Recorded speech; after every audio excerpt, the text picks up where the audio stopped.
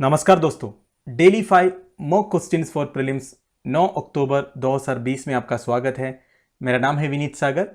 दोस्तों, हर्षित द्विवेदी एजुकेशन द्वारा बनाया गया सारे वीडियोस की नोटिफिकेशन और सारे पीपीटीज की पीडीएफ एक्सेस करने के लिए आप टेलीग्राम चैनल ज्वाइन कर सकते हो, जिसका लिंक नीचे प्रोवाइड किया हुआ है। तो आगे चलते आज का पहला क्वेश्चन में। Question number 1, with respect to the New development Bank consider the following statements which are correct. Video को पॉज कीजिए और आंसर बताइए। आई होप आपने आंसर किया होगा। Now the answer is option A, 1 only. चलते एक्सप्लेनेशन में, इसके बाद हम क्वेश्चन में आते हैं। दोस्तों, न्यूज से आया था, new development Bank which is also known as BRICS bank has approved infrastructure projects worth $741 million in India.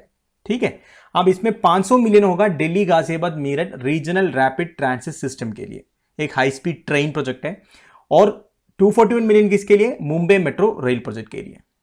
ठीक है दोस्तों, अब ब्रिक्स बैंक के बारे में, जो न्यू डेवलपमेंट बैंक बोलते हैं, it is a multilateral development bank jointly founded by BRICS countries. देखो, ब्रिक्स कंट्रीज ने जॉइनली फाउंड किया था ये जो न्यू डेवलपमेंट बैंक है।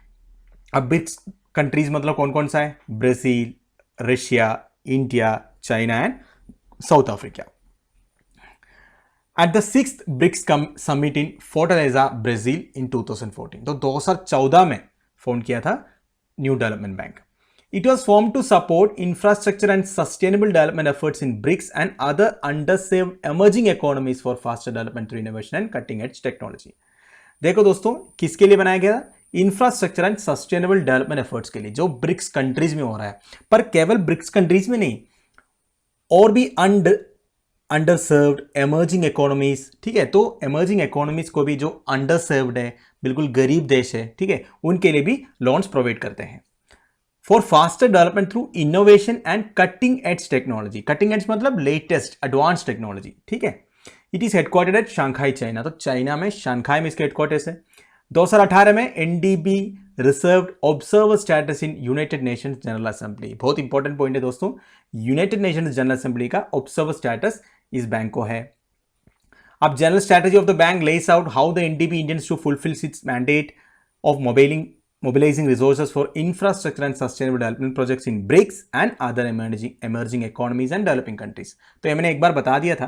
बेसिकली ब्रिक्स नेशंस के लिए नहीं, तो ब्रिक्स नेशंस के लिए तो प्रायोरिटी है ही। अगर कोई भी ब्रिक्स मेंबर ऑफ नेशंस में कोई भी इंफ्रास्ट्रक्चर प्रोजेक्ट्स की सपोर्ट चाहिए तो एडीबी लोन प्रोवाइड करते हैं। पर अदर देन दैट, जो डेवलपिंग इकोनॉमीज है, जो अंडर सर्व्ड इकोनॉमीज है, ऐसे देशों को भी लोन्स प्रोवाइड करते हैं। राइट, तो moving on to the question, statement 1 क्या कह रहा है? एनडीबी से multilateral development bank jointly founded by BRICS countries. बिल्कुल सही है। NDB has not receive any status recognition from United Nations. ये बिल्कुल गलत है, क्योंकि ऑब्जर्वर स्टेटस मिला हुआ है। General strategy of the bank is to mobilise resources for infrastructure and sustainable development projects only in BRICS member nations. गलत है दोस्तों, मैंने आपको बताया था ब्रिक्स मेंबर नेशंस में नहीं, और भी डेवलपिंग इकोनॉमीज को, अंडरसर्व्ड नेशंस को भी करते हैं। राइट दोस्तों। Question number 2, every year on October 8 the country celebrates Indian Air Force day to celebrate one of the strongest arm forces in India. Consider the following statements regarding Indian Air Force which are correct. Video को pause कीजिए और answer बताइए। I hope आपने answer किया होगा। Now the answer is option A, 1 and 2 only. Statement 3, the Indian Air Force Hindon Air Force Station located in UP's Ghaziabad is the largest in the world। गलत है दोस्तों, largest in the world तो नहीं है, पर largest in the Asia है। Right? Moving on to the explanation। दोस्तों, अक्टूबर 8 को इंडियन एयरफोर्स डे था। ये कंट्री का 88th इंडियन एयरफोर्स डे थे। अब the day also intends to raise awareness about the Indian Air Force as an organization that strives to strengthen national security and authority। हमारी national security को सर्व करने के लिए इंडियन एयरफोर्स की भाग बहुत इंपॉर्टेंट है। मुझे इसके बारे में ज़्यादा बताने की ज़रूरत नहीं है। The Indian air force played a crucial role in operations like, देखो इनकी मेजर ऑपरेशंस क्या क्या रहा है? Operation Meghdoot, operation Cactus, operation Vijay, operation Poomalai. Not only this, but the Indian Air Force has also been part of peacekeeping missions initiated by the United Nations। तो जो united nations की peace keeping missions में भी Indian air force अपना participants भेजते हैं। Here are five interesting facts about IAF. Indian air force के बारे में 5 इंटरेस्टिंग फैक्ट्स क्या क्या है। Indian air force is the 4th largest air force in the world, right. Indian Air Force ensign is blue in color with the national flag in the first quadrant and a rounder consisting of the colors of the national flag। देखो ये है Indian air force का ensign। The motto of the Indian Air Force, Napha Sparsham Deeptam, which means touch the sky with glory, has been taken from the 11th chapter of Bhagavad Gita, which comprises the discourse given by Lord Krishna on the battle of Kurukshetra। ठीक है, तो Lord Krishna की वचन है नफा स्पर्शम दीप्तम, इसका मतलब है touch the sky with glory. ठीक है, ये इंडियन एयरफोर्स का मोटो है।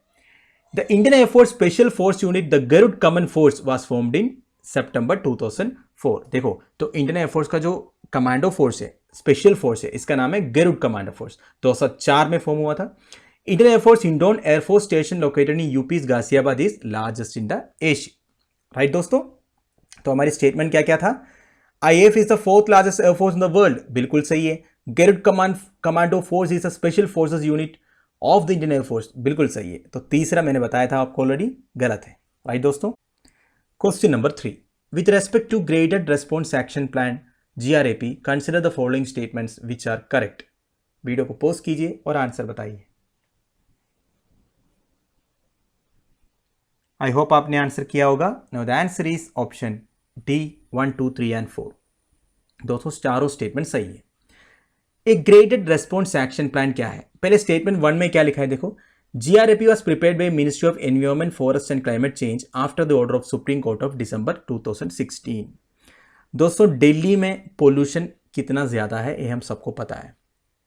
आप में से कोई यार दिल्ली गए हो तो ये पता चला होगा, उधर ब्रीथिंग डिफिकल्टी तो होता ही है क्योंकि पोल्यूशन बहुत ज्यादा है। अब ये पोल्यूशन जब ज्यादा हो जाता है ना, तब एक जीआरएपी इंप्लीमेंट होता है, इसको बोलते हैं ग्रेडेड रेस्पॉन्स एक्शन प्लान। तो पोल्यूशन की जो क्लासिफिकेशन है, जैसे मॉडरेट है, पुअर है, वेरी पुअर है, इसके हिसाब से जीआरएपी जो है एक एक मेशर्स अडॉप्ट करने के लिए गवर्नमेंट को रेकमेंड करता है। फॉर एग्जाम्पल देखो, इसमें जो तीसरा स्टेटमेंट है, सेकंड स्टेटमेंट क्या लिखा है, if air quality reaches a severe plus stage GRAP talks about shutting down schools and implementing the odd even road space rationing scheme. तो इस तरह की मेशर्स अडॉप्ट करते जीआरएपी। अब देखो, अगर सीवियर प्लस स्टेज में आ गया मतलब बहुत ही डेंजरस स्टेज में अगर एयर क्वालिटी है, तब क्या करना चाहिए, स्कूल्स को शट डाउन करो।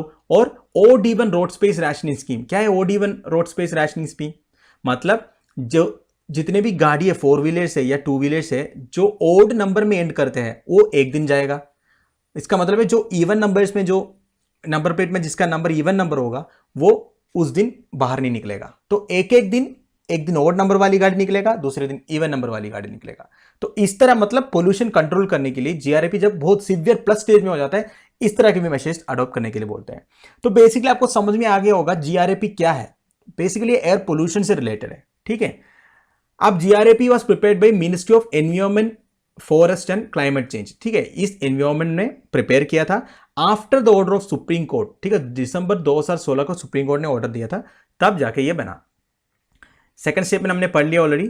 थर्ड क्या है, at the head of the table is the environment pollution prevention and control authority. देखो, अगर पोल्यूशन से रिलेटेड है तो ईपीसीए को तो आना ही है। तो सुप्रीम कोर्ट ने मैंडेट दिया हुआ है, ये जो जीआरएपी का हेड रहता है, environment pollution prevention and control authority. आप देखो, जीआरएपी ने बहुत सारे मेशर्स अडॉप्ट किया है पोल्यूशन को कंट्रोल करने के लिए। इसमें से मेजर एक था bringing BS6 fuel to Delhi before the deadline set initially was a major policy decision that can be credited to EPCA and GRAP. BS6 engine, Bharat stage 6, इसके एडवांटेजेस क्या क्या है। वैसे गाड़ियों का दाम तो बढ़ गया पर पोल्यूशन जो है बहुत हद तक कंट्रोल हो गया। ठीक है, तो इसकी भी इंप्लीमेंटेशन में जीआरएपी का भाग बहुत इंपॉर्टेंट है।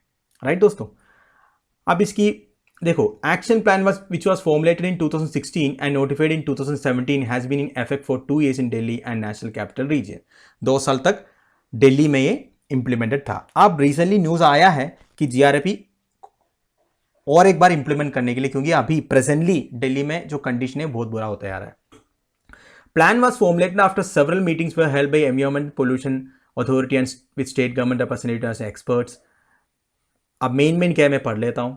ठीक है, the plan requires action and coordination among 13 different agencies in Delhi, Uttar Pradesh, Haryana and Rajasthan.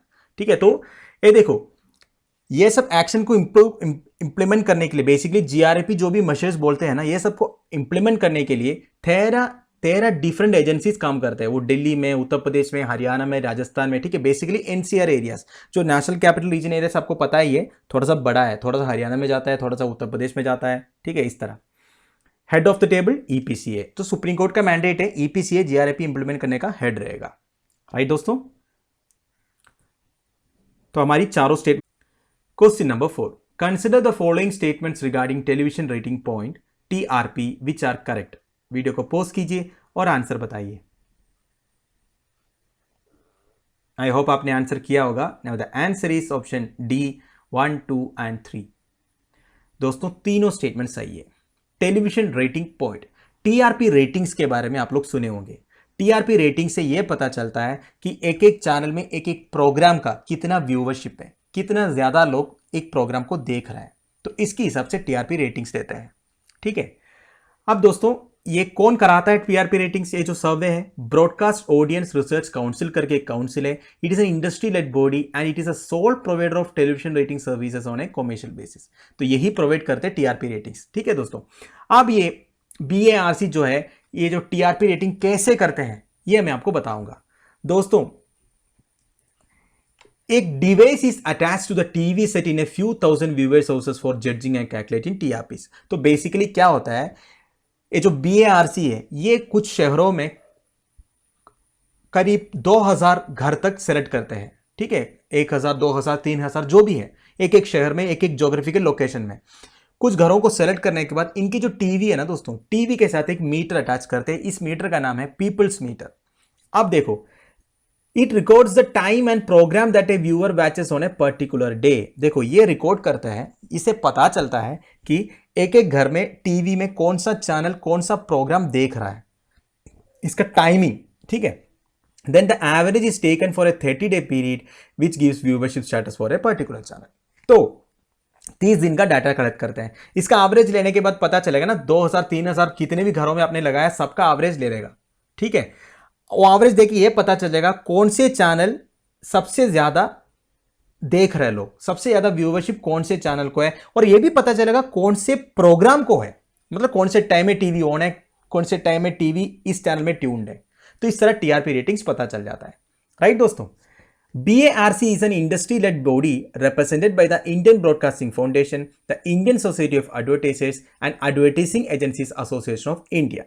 BARC India commenced its operations in 2015, and since then it is the sole provider of television rating services on a commercial basis. तो देखो इसमें कौन कौन है, Indian society of advertisers भी है। तो दोस्तों एडवर्टाइजर्स के लिए ये बहुत हेल्पफुल है। तो एडवर्टाइजर्स क्या करेगा, सबसे ज्यादा जिसका टीआरपी रेटिंग्स रहेगा ना, उसी को सबसे ज्यादा ऐड देगा, है कि नहीं? क्योंकि वो भी यही चाह रहा है ना, उनके एडवर्टाइजमेंट मैक्सिमम लोग देख ले, है कि नहीं?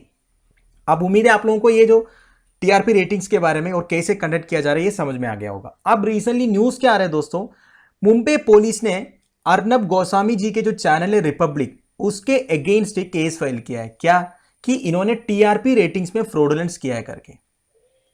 इनकी एलिगेशन है, मुंबई पुलिस की एलिगेशन क्या है कि टीआरपी रेटिंग्स के लिए जो पीपल्स मीटर्स लगाते हैं ना एक एक घर पे, ये लोग पैसा देके, रिपब्लिक टीवी, एलिगेशन है दोस्तों, मैं नहीं बोल रहा हूं, एक एलिगेशन है कि रिपब्लिक टीवी वाले पैसा देके घरों में ये बोला हमारी चैनल ऑन लगा के रखो आप लोग, ताकि हमारा टीआरपी रेटिंग बढ़ जाए।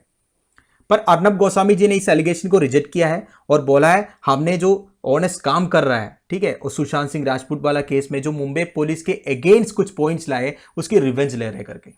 जो भी है इसकी रिजल्ट तो आगे हमें पता चल जाएगा। ठीक है दोस्तों, तो हमारी आंसर है ऑप्शन 1, 2 एंड 3, तीनों जो स्टेटमेंट है सही है। राइट दोस्तों, question number 5, the following countries have faced चाइना's aggressive expansionist policies since the last century. Arrange the disputed territories to the country which it belong as per the codes mentioned below. Video को pause कीजिए और answer बताइए। I hope आपने answer किया होगा। Now the answer is option C, A2 Kulakangri Bhutan में है, B1 Senkaku islands Japan में है, C3 माउंट बैगडू नॉर्थ कोरिया में है एंड परासल आइलैंड्स वियतनाम में है। तो दोस्तों बेसिकली ये चारों जगह इसलिए इंपॉर्टेंट है, ये सब डिस्प्यूटेड टेरिटरीज है, ठीक है, और भी कई ज्यादा है। People's Republic of China has been historically involved in territorial disputes with many countries that share borders with it both historically and at present, ठीक है। अब मैं बताइए चाइना क्या करता है, वो अपनी एक्सपेंशनिस्ट पॉलिसी में जितने भी इनकी बॉर्डर कंट्रीज है ना, उन सबके साथ कुछ ना कुछ प्रॉब्लम है टेरिटरी को लेके, जैसे हमारी इंडिया में चल रहा है लद्दाख को लेके, ठीक है। अब देखो इनकी मेन एरियाज कौन कौन से, एक तो साउथ चाइना सी रीजन है, साउथ चाइना सी में तो जितने भी बॉर्डर करते हैं ना सभी के साथ प्रॉब्लम है, सिंगापुर, वियतनाम, थाईलैंड, सारे के साथ, ठीक है। तो ये सब एरिया जो है Kulakangri, Senkaku islands, mount Baekdu, Paracel islands, ये सब क्या है, ये जब कंट्रीज है जो कुलाकांगरी भूटान में, इनकी ओनरशिप को लेके प्रॉब्लम है।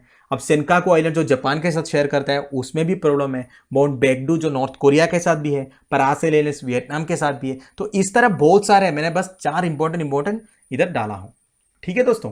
तो ये भी इंपॉर्टेंट है क्योंकि चाइना इंडिया का स्टैंड ऑफ चल रहा है, तो चाइना के जो डिस्प्यूटेड टेरिटरीज के बारे में क्वेश्चन आ सकता है, राइट दोस्तों। तो दोस्तों हमारे 5 क्वेश्चन यही थे, ये कल का क्वेश्चन था। आंसर इज करनी माता टेम्पल राजस्थान। दोस्तों करनी माता टेम्पल राजस्थान में कम से कम 15,000 से ऊपर चूहे मिलेंगे आपको, रैट्स, इसको रैट टेम्पल भी बोलते हैं, राइट। एक बार नेट जियो में, नेशनल ज्योग्राफिक चैनल में एक डॉक्यूमेंट्री भी आया था इसके बारे में, इधर रैट्स को एक डीटी माना जाता है, राइट दोस्तों। तो moving on to today's question, Who among the following has been awarded with all of the 3 Padma Awards and Bharat Ratna? India के जो टॉप हाईएस्ट 4 सिविलियन अवार्ड्स है कौन कौन सा है, भारत रत्न, पद्म विभूषण, पद्म भूषण एंड पद्मश्री, ये चारों अवार्ड किन को मिला है, इसकी आंसर आप मुझे कमेंट बॉक्स में लिख के बताइए। तो दोस्तों हमारे daily 5 mock questions for prelims इधर खत्म हो रहा है। उम्मीद है आप लोगों को आज कुछ सीखने को मिला होगा। आप लोगों के वैल्यूबल कमेंट्स और मार्क्स मुझे कमेंट बॉक्स में लिख के बताइएगा। अगर आपको मेरे वीडियो पसंद आए तो ज़रूर लाइक कीजिएगा और शेयर कीजिएगा। तो दोस्तों इस पीपीटी की पीडीएफ एज यूजुअल आपको टेलीग्राम चैनल में मिल जाएगा, जिसका लिंक नीचे प्रोवाइड किया हुआ है। Thank you for watching, bye bye.